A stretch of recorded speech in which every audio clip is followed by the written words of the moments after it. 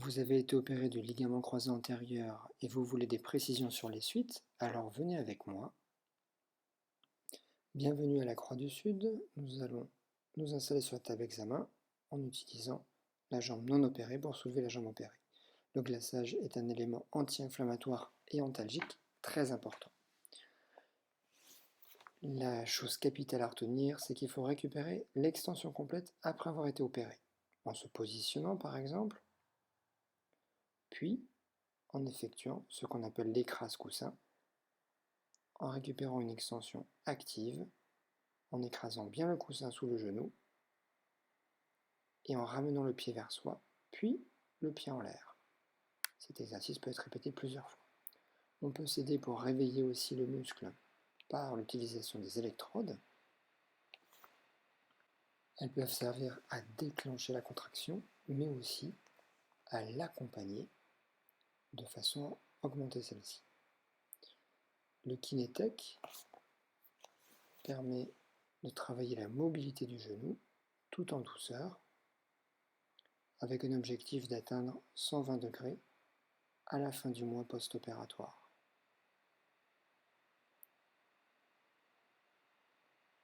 Le travail de la mobilité se fait également passivement en soulevant le membre opéré et les premiers travaux actifs de verrouillage sont réalisés en extension avec ensuite le membre non opéré qui vient soulager la redescente du membre opéré.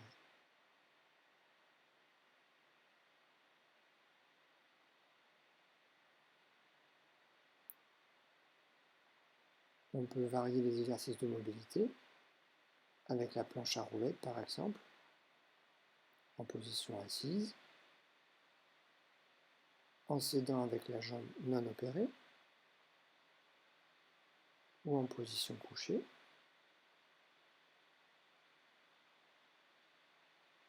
L'important est de récupérer progressivement la fluidité des mouvements sans contrainte. Enfin, à l'approche des 120 degrés de flexion, le vélo est un excellent outil de mobilisation et renfort. Avant cela, vous aurez travaillé les fentes avant, très bon exercice de proprioception et de renforcement musculaire de toutes les chaînes en douceur. Merci de votre attention et peut-être à bientôt à la Croix du Sud.